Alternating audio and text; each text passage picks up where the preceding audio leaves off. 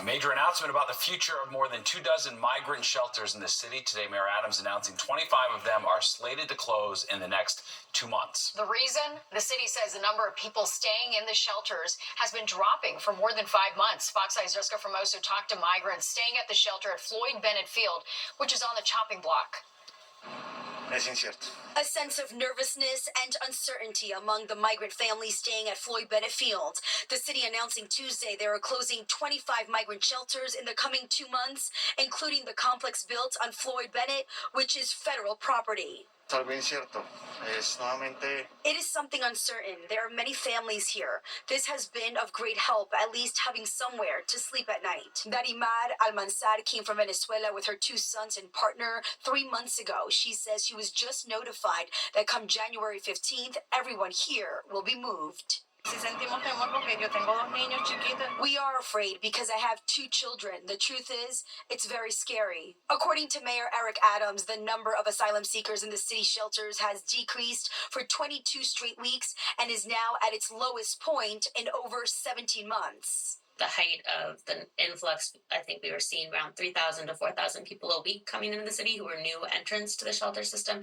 That number is below 500 now. Right now, there are about 467 families at Floyd Bennett. City Hall telling Fox 5 those staying here will be relocated to other city-run shelters. There's been a lot of controversy surrounding Floyd Bennett Field. Catherine Cliff is with the Legal Aid Society. She says they never wanted the city to use it as a shelter site, considering how far it is from public transportation and services, but adds that with the new presidential administration taking office next month, sites like these put migrants at risk. We think it's safer for clients to be in Department of Homeless Services shelter sites rather than to be in these very publicly known sites that are just for new arrivals, putting them at risk potentially for ICE to find them. We don't know what he will decide to do. We are all waiting. Many of us are afraid. The city's lease with the federal government to use this site expires in March, but again, this site will close on January 15th. In Brooklyn, I'm Jessica Formoso, Fox 5 News. Former U.S. Representative Anthony Weiner has filed to run for New York City Council. Weiner had a once promising career that was ruined by a sexting scandal and a criminal conviction for having online contact with a child. Finance records also reveal a campaign committee is now established for the former rep.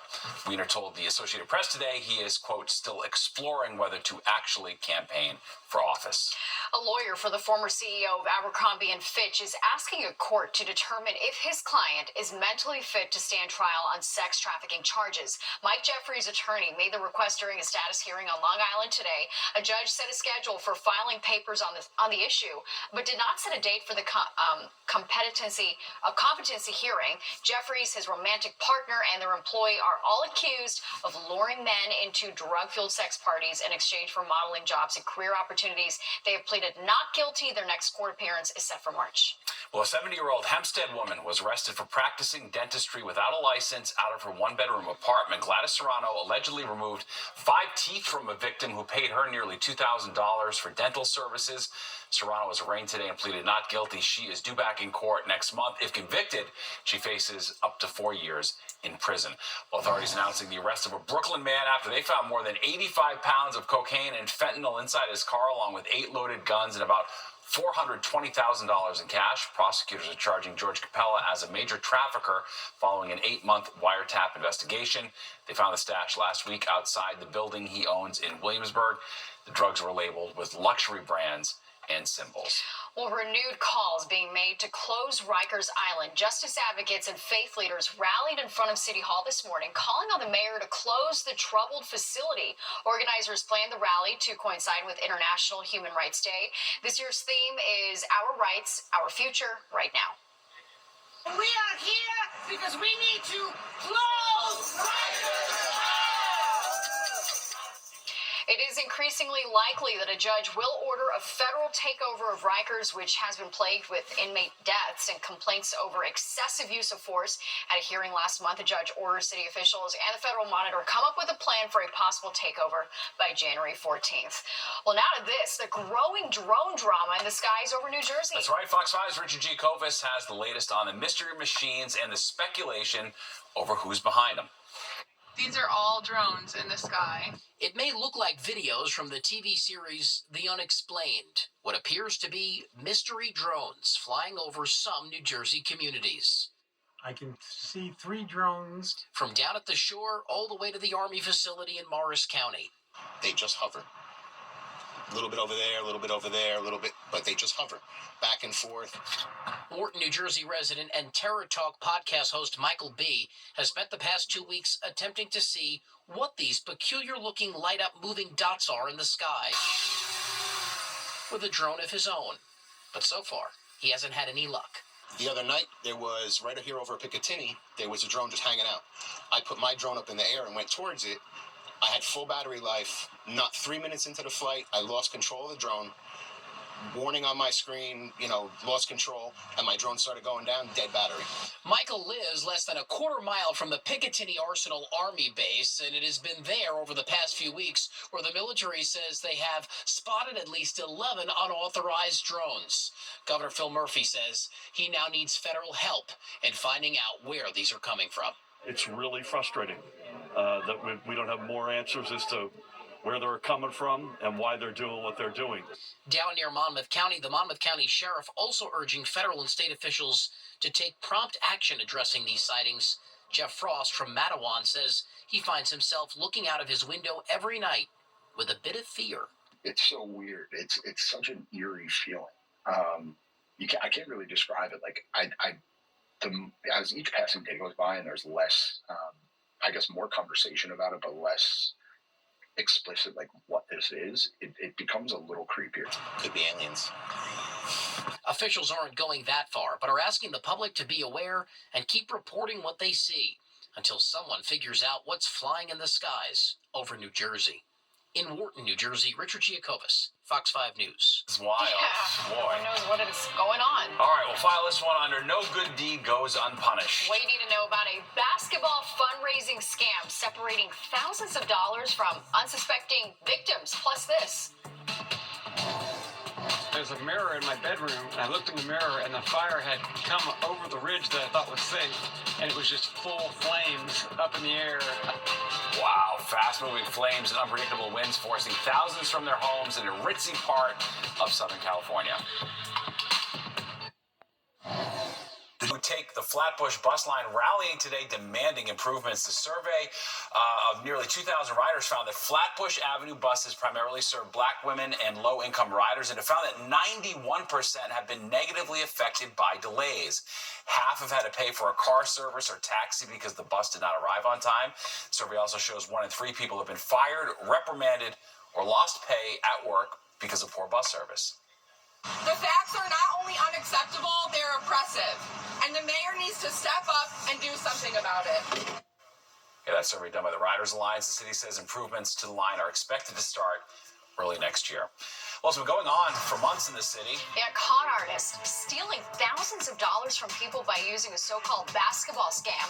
Now police are asking for your help to nab more suspects. And let's take a live look outside. Nick is tracking a December mess. How much rain we are expected to see tomorrow, plus an update on the threat of damaging winds. Crooks are courting people with a basketball scam. They approach their targets asking to support their team with a donation, but as Kendall Green reports, that's when those who want to give get taken. With the holidays in full swing, folks tend to be a little more open to going to those purses and wallets for charity. Brianna Siaka here is no exception. It's beautiful to have an open heart and to give, but just be careful. But she learned the hard way how important it is to be cautious when opening up your heart and wallet. Brianna is one of nearly 40 victims targeted by teens asking for donations. The NYPD has been investigating the scam going all the way back to last January as a part of a citywide grand larceny ring. They told me about their basketball team and let me know that they were fundraising for uniforms. On May 16th, Siaka intended to donate about $5 at Madison Square Park, but didn't have cash. The boys recommended using cash apps like Zelle or Venmo. Without even thinking twice, I opened my phone and they were so innocent and so sweet.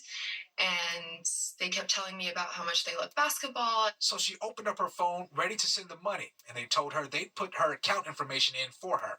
She handed her phone over, saying it took them longer than she expected. She took her phone back and then the shock set in. I look at my transaction history and $2,000 was taken from my account. Police are on the search for these individuals pictured here. They managed to scam their victims out of more than $76,000.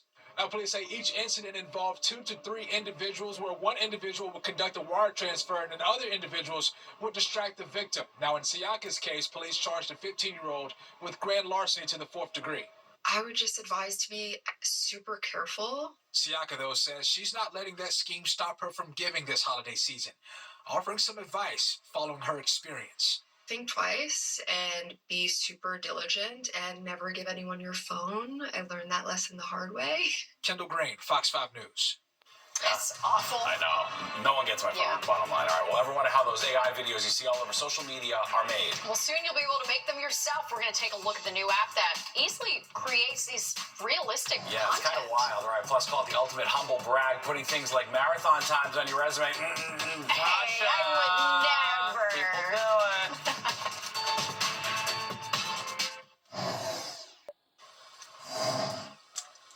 NJ Transit is banning beverages on its trains for the next 2 Saturdays as people get ready to celebrate SantaCon in New York City and Hoboken. The ban applies to all open and unopened beverages. Hoboken SantaCon is this Saturday. New York City's is December 21st. The MTA has also banned alcohol on the subway, buses, and commuter railroads on the 21st. All right, that does it. The guys would be sober then. No, this is why we can't have nice things. Solved.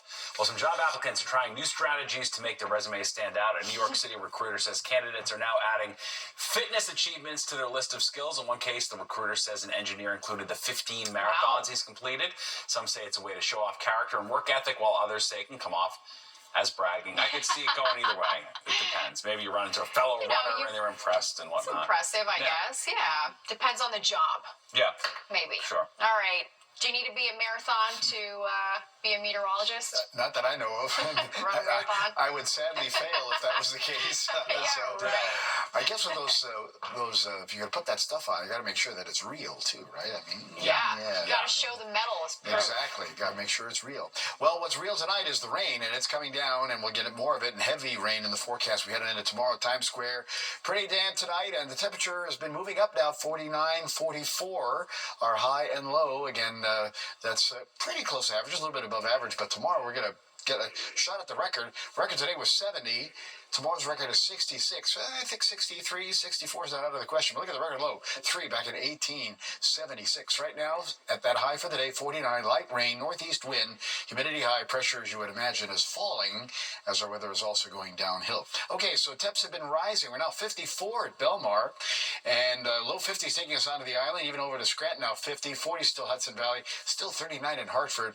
I think these temperatures are going to keep rising as the night goes along. It's probably mid and upper 50s when you get out the door first thing in the morning, but the wind is also going to be increasing now to the east, about 10 to 15 miles per hour. It's going to start gusting to 20, and it's going to be gusting tomorrow till 45 miles per hour, or even higher, as we saw earlier along the coast. All right, again, highs for the day, pretty much where we're at now, upper 40s to the lower 50s. City and coast a little bit cooler as you went inland there, the middle 40s. Look at Concord, New Hampshire, only 32 today, but 60 in Clarksburg, West Virginia. Richmond at 64. Cleveland up at 47. Yesterday, Chicago was in the 50s. Today, they're in the 40s, and they're actually down in the upper 20s, low 30s right now. So that's a sign of the cold air that's going to actually come right back in after the system moves along here tomorrow.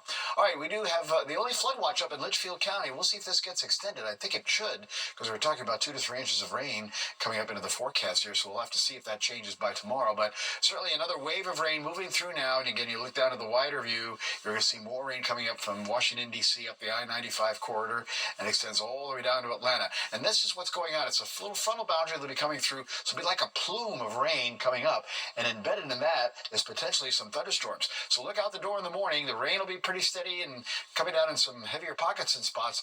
Temperatures, like I said, are going to be rising mid to upper 50s out the door, and here we go into the low 60s tomorrow afternoon.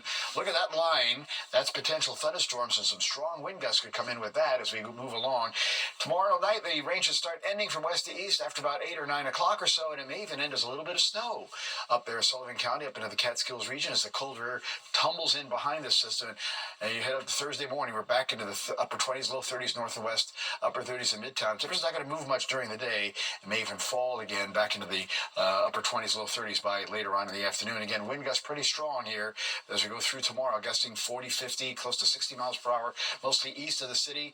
And still wind and gusty conditions will continue tomorrow night. You can see even on Thursday, they're going to be gusting 30, 35 miles per hour. And again, wind advisories and high wind warnings cover a good chunk of the area. All right, 49 tonight in the city. Areas of rain and fog, and temperatures again are going to be rising. As we head on into tomorrow, temperatures will get back to about 64, but again, heavy rain and some thunderstorms possible. Then colder, windy Thursday, sunny 38, 20s Friday morning, only mid-30s in the afternoon. Back to the 40s this weekend, though. I think the rain's going to hold off till Monday, ending early Tuesday. We're back in the mid-50s by then. Roller coaster and temps. Pretty wild. Thanks, Nick. All right. All right, AI becoming so. That was my read. I forgot to do it. I know, I was waiting. Pause it. That was my fault. All right, AI becoming so advanced in video content, it's hard to tell what's real and what's computer generated. AI would not have an awkward Yeah, no, pause, I know. I'm Steve. about to be replaced. Yeah, right. As Fox 5 Jody Goldberg shows us, there's a new app that makes creating AI videos easy, and it's generating a lot of buzz. Sora is taking the internet by storm as the newest AI-driven video generator that allows users to create realistic videos from text, pictures, and other videos. You type in what you want to see, and within seconds, it appears on your screen. Tom's Guide was among the first and select few to use the platform that was rolled out on Monday. It's really just like your imagination is your limit in terms of what's possible with these videos. And due to high demand, Mark Spoonhour says it's now temporarily unavailable to new users. As of yesterday, you could get in, but in order to create videos, you need to have a ChatGPT Plus or Pro account. AI's already infiltrating our lives. Type something into Google and you'll get an AI overview with information from many different sites. And on Facebook, there's Meta AI.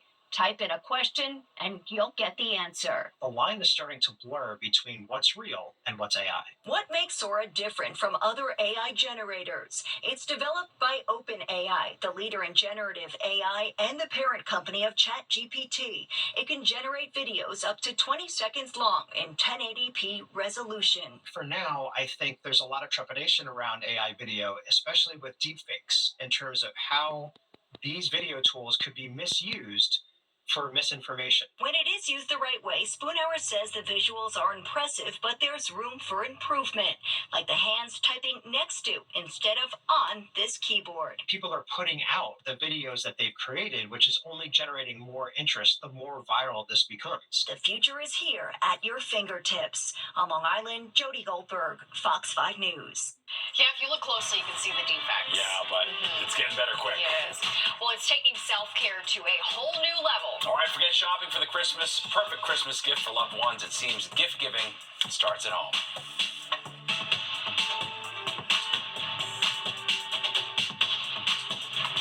Tis a season of giving, but new data shows many consumers are also treating themselves to something special. Almost 42% of Americans surveyed said they're planning to buy themselves a gift this year instead of for someone else. That's up 4% from 2023. Most say they'll spend under $100 and are splurging on things like clothes, spa treatments, or a nice meal. Treat yourself. Yeah, I do all the time, honestly. All right, well, it's the end of the line for a popular Midtown bar, the Subway Inn, closing on December 28th. The owner posted the sad news on Facebook, saying the closing comes with a heavy heart. The bar first opened in 1937 on East 60th by Bloomingdale's, was once frequented by Marilyn Monroe and Joe DiMaggio. It's been kind of all over the place the past decade or so, but nevertheless. All right, and there is more of the 10 o'clock news straight ahead. But first, here's a look at what you can expect tomorrow on the roads and the rails. A pretty cool piece of art on display now at the Miami Contemporary Art Fair. From a distance, the art appears to be realistic sculptures of birds, but are actually made up of toys and other objects. It's the brainchild of Thomas Deininger, who has made dozens of optical illusion sculptures. That's so much time last night looking at this, being mesmerized. That is cool. All right, don't go anywhere. Good Night New York is next. All right, and that does it for us tonight. If you missed any part of the 10 o'clock news, you can always catch an encore on our free streaming app, Fox Local. Just scan the QR code on your screen and download the free Fox Local app onto your phone. Have a great night. We'll see you tomorrow.